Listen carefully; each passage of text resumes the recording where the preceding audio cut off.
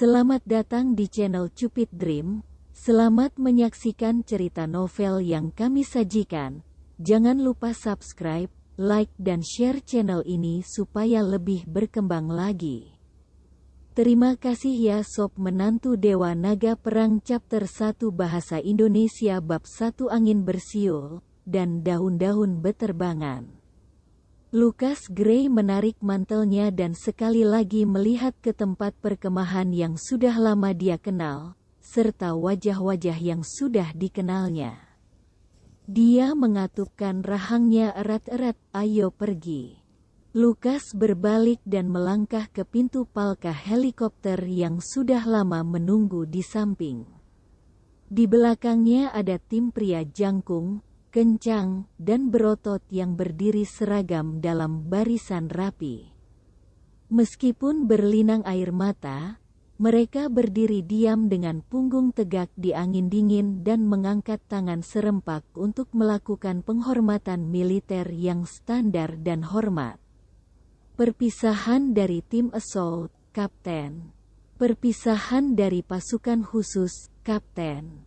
Perpisahan dari tim logistik, Kapten. Di tengah suara baling-baling helikopter yang terus berputar, teriakan nyaring terdengar berurutan, itu penuh dengan antusiasme dan kebanggaan. "Kapten, apakah kau benar-benar tahan untuk?" Jordan bergumam dengan keengganan di matanya saat dia menyeka air matanya dan menutup pintu helikopter. Sayap helikopter berputar, dan itu naik. Perkemahan dan tim yang akrab secara bertahap berubah menjadi tanda kecil di tanah. Lucas membuang muka dan berkata dengan senyum tipis, "Semuanya akan berakhir suatu hari nanti. Saya tidak perlu lagi terus tinggal di sini." Dia telah tinggal di tanah ini selama 6 tahun penuh. Selama 6 tahun ini, Lucas dengan cepat dipromosikan dari rekrutan baru menjadi seorang jenderal yang memegang otoritas besar setelah berbagai pencukuran dekat dengan kematian. Resimen Falcon yang tak terkalahkan di bawah komandonya dengan tegas menjaga wilayah yang luas di sekitar negara bagian Calico. Dan Lucas menjadi dewa perang yang paling kuat di mata puluhan ribu anggota Resimen Falcon karena kemampuan komando dan kekuatan tempurnya yang luar biasa. Tidak ada yang berani menyerang Calico lagi, karena sekarang telah dibentengi dengan baik. Setelah meraih sukses, ia akhirnya bisa pensiun, meski usianya baru 28 tahun. Helikopter terbang ke selatan menuju bandara terdekat. Lucas mengeluarkan arloji saku antik dari dadanya, dengan foto yang agak menguning. Itu adalah foto dirinya dan seorang wanita muda yang diambil 6 tahun lalu. Saat itu, dia masih sedikit belum dewasa. Wajah wanita itu cantik, halus, dan indah. Bibirnya mengerucut dengan keras kepala, dan matanya yang sipit dan kristal sepertinya menatap langsung ke tangan Lucas melalui foto itu. Adegan yang terlihat seperti lelucon saat itu masih segar dan jelas dalam ingatannya. Lucas tersenyum pahit ketika dia mulai mengingat kembali kejadian 6 tahun lalu. Saat itu, Cheyenne Carter, yang baru saja lulus dari perguruan tinggi, telah mendirikan Brilliance Corporation dengan keberanian dan kecerdasannya yang luar biasa, sehingga menjadikannya seorang CEO wanita yang cantik dan terkenal. Namun, citranya segera hancur. CEO muda dan cantik dengan penampilan glamor ini ternyata memiliki kehidupan pribadi yang memalukan, seperti pernah berselingkuh dengan sopir perusahaan. Media membuat masalah besar dan merilis segala macam laporan yang berbahaya, spekulatif, dan tidak benar. Citra Cheyenne hancur dalam semalam. dan dia jatuh ke titik terendah bersama dengan Brilliance Corporation-nya yang berada dalam bahaya. Tidak ada yang peduli untuk mengetahui bahwa sebenarnya mereka telah dibius. Massa hanya tertarik pada gosip, dan Carter hanya ingin menutupi skandal itu. Akhirnya, sopir itu menikah dengan keluarga Carter dan menjadi suaminya.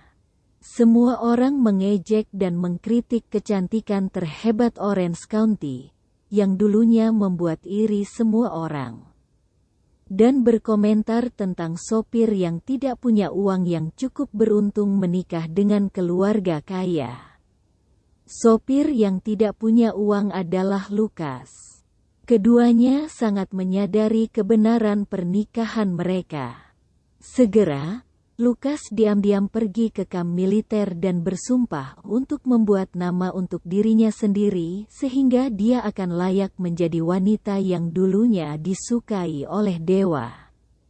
6 tahun telah berlalu, dan dia akhirnya kembali setelah mencapai kesuksesan. Lucas memandang wanita di foto itu, emosinya bercampur dengan penyesalan dan permintaan maaf yang tak bisa dijelaskan. Dia bertanya-tanya bagaimana kabarnya setelah bertahun-tahun berada jauh darinya. Akhirnya kembali. Jordan meregangkan punggungnya dan menatap Lucas, yang tampak nostalgia. Keduanya melewati Bandara Internasional Orange County yang ramai dan dengan santai memesan makanan cepat saji di mal di luar bandara. "Kapten, tidak, maksudku, Lucas. Kampung halamanmu di Orange County, bukan?" Lucas dengan santai mengangguk. Sudah lama sekali sejak mereka meninggalkan Orange County. Dan sekarang mereka baru saja kembali. Ada banyak hal yang harus mereka urus. "Mommy, aku ingin Mommy." Tiba-tiba, tangisan yang kekanak-kanakan terdengar di dekat mereka. Lucas menghentikan langkahnya. Entah kenapa, tangisan lembut itu menarik hati sanubari dia. Lucas menyingkirkan kerumunan dan mengikuti suara itu. Ada seorang gadis kecil berdiri di bawah papan reklame di dekatnya dan menangis. Wajahnya berlinang air mata. Gadis itu berusia sekitar 4 atau 5 tahun dan sedang menggendong boneka kelinci di pelukannya. Wajah mungilnya sehalus batu giok, dan air mata mengalir di matanya yang besar dan gelap. Hidungnya yang kecil dan halus mengendus karena tangisannya, dan dia terlihat sangat menggemaskan dan menyedihkan. Membuat jantung Lucas berkerut. Secara khusus, dia tampak sangat akrab dengan Lucas. Pada saat ini, gadis itu melihat Lucas juga, dan dia tiba-tiba berhenti menangis. Matanya penuh kejutan. Dia tiba-tiba melompat ke arah Lucas dan memeluk pahanya. "Ayah." Lucas tercengang, tidak bisa berkata-kata dan sama sekali tidak tahu apa yang harus dilakukan. Menantu Dewa Naga Perang Chapter 2 Bahasa Indonesia Bab 2 di sampingnya, Jordan berkedip dan berseru, "Lucas, anak ini benar-benar mirip denganmu. Sejak kapan kamu punya anak perempuan? Kami belum pernah mendengar Anda menyebutkan apapun tentang itu sebelumnya. Jangan mengatakan hal yang tidak masuk akal." Lucas agak bingung. Ini adalah pertama kalinya dalam hidupnya dia memiliki seorang anak yang memeluk pahanya dengan penuh kepercayaan dan memanggilnya ayah. Setelah memikirkannya, dia berjongkok, mengusap rambut gadis kecil itu, dan berkata dengan lembut, "Aku bukan ayahmu. Kamu membuat kesalahan. Apakah Anda menyimpang dari orang tua Anda? Saya akan mengajak Anda untuk mencarinya." Mendengar ini, gadis kecil itu memandang Lucas dengan kaget dan tiba-tiba mulai meraung keras. "Ayah, Kamu orang jahat. Anda tidak menginginkan saya lagi? Lukas tercengang dan bingung.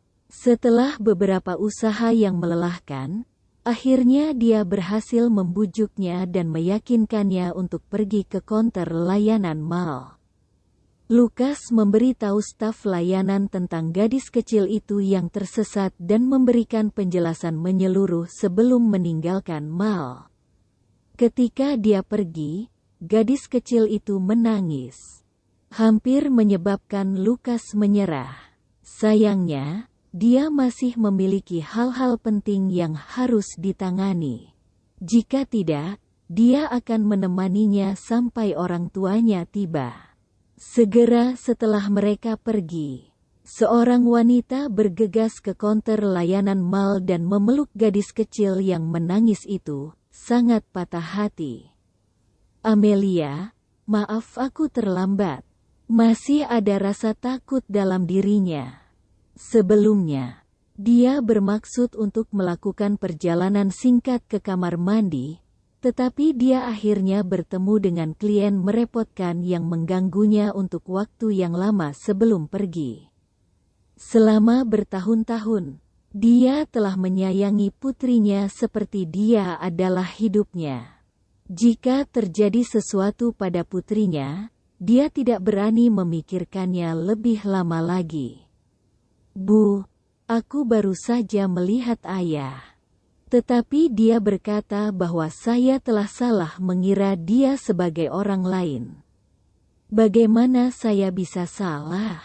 Dia adalah ayah, seru gadis itu, bibirnya mengerucut dan hampir menangis. Apa? Tubuh wanita itu tiba-tiba menegang. Di luar mal, 8 pengawal jangkung dan kekar dengan aura dominan dan jas berjalan menuju Lukas dan berdiri diam di depannya. Semua mata tertuju pada mereka. Masih diam, Lukas mengangkat alisnya. Pak, abu-abu. Para pengawal berpisah ke samping, memperlihatkan seorang pria tua dan seorang pria paruh baya di belakang mereka. Orang tua, yang rambut dan janggutnya putih, berusia sekitar 50-60 tahun dan mengenakan setelan rapi. Dia tampak pintar dan energik. Pria paruh baya di sampingnya juga mengenakan pakaian desainer mewah yang halus. Jelas sekali bahwa mereka kaya. Orang tua itu berjalan ke arah Lukas dan terus menatap matanya yang sudah tua. Tiba-tiba, dia membungkuk pada Lukas. Saya Chad Kennedy, kepala pelayan keluarga Hutton. Saya di sini untuk membawa Anda kembali ke Washington DC. Tatapan acuh tak acuh di mata Lukas tiba-tiba menjadi tajam. The Huttons membawaku kembali ke DC? Ini pasti lelucon terbesar yang pernah ada. Dia menyeringai menghina. Mengejutkan bahwa Huttons yang bergengsi dan mulia masih mengingat saya. Saya ingat pernah diusir dari keluarga Hutton bersama dengan ibu saya oleh Anda sekalian 2 dekade lalu. Kalian mengatakan bahwa saya tidak layak menjadi seorang Hutton dan bahkan memperingatkan kami untuk tidak pergi ke DC lagi. Atau ibu saya dan saya akan diberi pelajaran yang sulit. Di DC mana kau membawaku kembali? Atau apakah semua Hutton telah mati? Suara Lukas penuh dengan permusuhan dan kemarahan tanpa akhir yang telah dia tekan selama bertahun-tahun. Kennedy tidak bisa berkata-kata. Kata-kata Lukas tentu saja agresif dan kasar. Tetapi dia tahu bahwa Huttons memang telah mengecewakannya saat itu. Dia menghela nafas panjang. Tidak peduli apa, bertahun-tahun telah berlalu, dan tuan tua Hutton telah berkembang selama bertahun-tahun. Ia hanya ingin menghabiskan waktu bersama anak dan cucunya. Bagaimanapun, Anda membawa darah Huttons. Nama belakangku Gray, bukan Hutton. Lukas melanjutkan dengan teguh, "Jika hanya omong kosong itu yang ingin kau katakan padaku, maafkan aku, tapi aku tidak akan menghiburmu." Lukas berbalik untuk pergi. Tetapi Kennedy buru-buru menghentikannya. "Pak, Lukas, tunggu sebentar." Dia mengambil koper yang terkunci pin dari pria paruh baya di belakangnya dan menyerahkannya kepada Lukas dengan hormat dengan kedua tangannya. "Ini semua informasi dan surat pengalihan ekuitas dari Stardust Corporation, yang dulu milik ibumu. Sekarang, hanya tepat bagi Anda untuk mengambil alih operasinya. Perlakukan itu sebagai kompensasi dari Huttons." "Kompensasi?" Lukas tersenyum tanpa pamrih. "Stardust Corporation sejak awal adalah milik ibuku. Keluarga Hutton dengan paksa merampasnya dan merampasnya. Bahkan jika Anda tidak mengembalikannya, saya akan merebutnya kembali sendiri. Anda merampas aset orang lain. Dan sekarang Anda bertindak seolah Anda memberikannya kepada saya karena kebaikan. Apakah Anda masih mengharapkan saya untuk bersyukur juga? Betapa tebal kulitnya. Izinkan saya memperingatkan Anda. Jangan perlakukan saya seperti orang bodoh, dan jangan memprovokasi saya lagi. Atau aku akan menghancurkan keluargamu." Lukas mendorong pengawal pergi dan pergi dengan tas kerja. Menatap punggungnya yang tegang, Kennedy menggelengkan kepalanya dan mendesah. Dia masih pemarah seperti biasanya. Sebagai kepala pelayan keluarga Hutton, Chad Kennedy sangat menyadari bahwa Huttons memang berlebihan saat itu. Namun, situasi di Washington DC sekarang tidak menguntungkan. Dan dia tidak punya pilihan selain memikirkan cara untuk memperbaiki hubungan antara Lukas dan keluarga Hutton. Kennedy menepuk pundak pria paruh baya itu. "Ethan Sawyer, kamu sekarang salah satu tokoh paling terkemuka di Orange County. Anda harus melakukan sesuatu tentang masalah ini tentang Ten." "Abu-abu." Pria paruh baya itu mengangguk dengan hormat. "Saya berhasil mencapai apa yang saya miliki hari ini, semua berkat Anda dan keluarga Hutton. Ini hanya tepat bagiku untuk melakukan ini. Jangan khawatir. Saya pasti akan melakukan yang terbaik untuk membantu Ten." "Abu-abu." Jika ada orang yang mengenal pria paruh baya itu dan melihatnya sangat sopan dan hormat kepada Kennedy, mereka pasti akan tercengang. Karena dia adalah Ethan Sawyer, orang terkaya di Orange County dan taipan bisnis yang memiliki bisnis di beberapa negara bagian. Menantu Dewa Naga Perang Chapter 3 Bahasa Indonesia Bagian 3. Lukas sedang duduk di kursi belakang mobil dengan ekspresi cemberut. Penampilan Kennedy mengingatkannya pada masa lalu yang tidak ingin dia ingat. Saat itu, dia disebut dan anak haram pada usia muda, dan diusir dari rumahnya bersama ibunya. Yang aset dan barang berharga semuanya disita. Dia mengalami demam tinggi dan terus-menerus pada saat itu. Dan saat menggendongnya, ibunya berlutut di depan pintu keluarga Huttons dan memohon bantuan. Hanya untuk mendengar mereka berkata dengan dingin, "Kami tidak peduli dengan kehidupan mereka yang bukan salah satu dari Huttons." Setelah itu, ibunya pindah dan membawanya ke Orange County, di mana dia bekerja keras untuk memenuhi kebutuhan. Meskipun hidup itu sulit, dia berhasil membesarkannya hingga dewasa. Namun, ibunya menderita penyakit dan pingsan setelah bertahun-tahun bekerja keras dan menjalani kehidupan yang berat. Pada saat itu, Lukas baru saja lulus dari perguruan tinggi. dan gajinya yang sedikit sangat sedikit dibandingkan dengan tagihan medis yang lumayan besar. Dia menelan harga dirinya dan mencoba mencari bantuan dari Hattens. Hanya untuk menerima penolakan tak berperasaan dan ejekan dan kritik yang keras, yang membuatnya merasa putus asa dan kesal terhadap Hattens.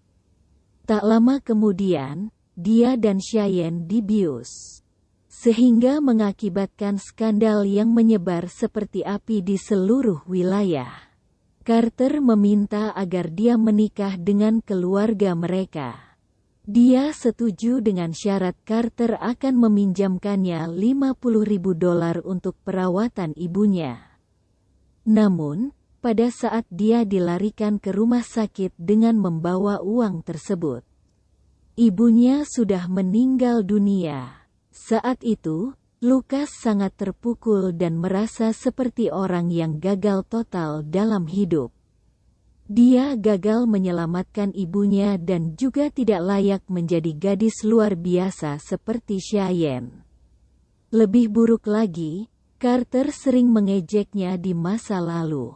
Lucas memutuskan untuk meninggalkan Carter dan bergabung dengan militer. Dia bersumpah untuk membuat nama untuk dirinya sendiri sehingga dia bisa berdiri dengan bangga di samping Cheyenne. Sekarang, dia telah kembali. Mobil itu melaju di sepanjang jalan, dan dia segera tiba di kediaman Carter. Lucas berdiri di luar gerbang halaman yang dia kenal dan tampak agak gugup untuk pulang ke rumah. Bertahun-tahun yang lalu, dia pergi tanpa pamit, dan dia tidak tahu apa yang dipikirkan Cheyenne tentang dia sekarang. Saat dia hendak naik dan mengetuk pintu, dia mendengar suara tawa riuh datang dari luar. "Pak Miller, karena Anda begitu tulus tentang Cheyenne, kami akan terus terang. Mari kita selesaikan kencan." Lucas tercengang. Dia mengira bahwa suara itu milik Karen, ibu mertuanya dan ibu Cheyenne. "Nyonya Karen, kamu terlalu sopan. Karena kita akan menjadi keluarga di masa depan, jangan terlalu formal. Panggil saja saya dengan nama saya." Tentu, kamu sangat muda dan fasih. Cheyenne sangat beruntung bisa bertemu denganmu. Sebagai orang tuanya, kita bisa yakin sekarang. Namun, aku mendengar mantannya. "Maksudmu itu tidak berguna?" "Tidak apa-apa. Undang-undang menyatakan bahwa orang hilang dapat dinyatakan meninggal setelah hilang selama 4 tahun. Dia sudah menghilang selama lebih dari 6 tahun, jadi dia pasti mati di lubang neraka. Jika Anda masih khawatir, ayo ke pengadilan dan dapatkan sertifikat. Menurutku, Cheyenne brilian dalam segala aspek, kecuali suaminya, kakak iparku, tidak berguna. Sampah itu bukan saudara iparmu. Mulai sekarang, saudara iparmu adalah Tuan Miller." Ketika Lucas mendengar ini, wajahnya berubah sangat suram, dan dia tidak bisa mentolerirnya lebih lama lagi. Dia telah kembali untuk Cheyenne. Namun dia mendengar keluarganya berbicara tentang pernikahannya kembali. Tidak peduli apa, dia harus melihatnya untuk mengklarifikasi. Bang, dia mengetuk pintu. "Siapa ini?" "Datang." Setelah menyelesaikan pernikahan putri sulungnya dengan seorang pria kaya, Karen dalam suasana hati yang baik, dan dia membuka pintu dengan senyum riang. Namun, ekspresinya berubah secara dramatis ketika dia melihat orang di depan pintu. Kamu belum mati?" Syok tertulis di seluruh wajahnya, yang tiba-tiba tampak pucat. Ekspresinya sekarang penuh dengan rasa jijik dan jijik. "Ini tidak berguna telah kembali?" Meskipun penampilan Lukas telah berubah selama bertahun-tahun, dia masih bisa mengenalinya. Karena dia akan mengutuknya di kepalanya puluhan kali setiap hari. "Aku kembali, Karen," kata Lukas dengan tenang. "Bagaimana mungkin kau punya pipi untuk kembali, dasar? Jangan bertingkah terlalu dekat denganku. Ini Nyonya Carter. Bukankah ibumu yang sudah meninggal mengajarimu sopan santun?" Karen berteriak, alisnya berkerut dan tangannya di pinggang. Air liurnya hampir mendarat di wajah Lukas. Hati Lukas tiba-tiba penuh dengan amarah. Kematian ibunya akan selamanya menjadi titik sakit di hatinya dan alasan pemberontakannya. Dia mengepalkan tinjunya dan berulang kali memperingatkan dirinya sendiri untuk tidak melakukan fisik karena wanita di depannya adalah ibu kandung Cheyenne. Apakah Anda ingin memukul saya? Anda benar-benar pembawa sial. Sepanjang waktu, Anda harus kembali sekarang. Saya yakin Anda bertekad untuk membuat hidup kami sulit. Siapa di luar sana? Ketika ayah Cheyenne mendengar keributan itu, dia juga keluar dari ruang tamu. Ketika dia melihat wajah Lukas, matanya langsung melebar. Dan dia menyerang ke depan dengan ekspresi marah dalam upaya untuk memukul Lukas. "Brengsek, beraninya kamu kembali? Kenapa kamu tidak mati di luar?" Tepat saat tinjunya hendak mendarat di wajah Lukas, sebuah tangan yang sekuat penjepit besi mencubitnya erat-erat. "Orang tua, kamu pasti lelah hidup. Beraninya kamu mencoba untuk memukul Lukas." Jordan telah menjadi bawahan Lukas selama bertahun-tahun dan telah lama memperlakukannya sebagai kerabat terdekatnya.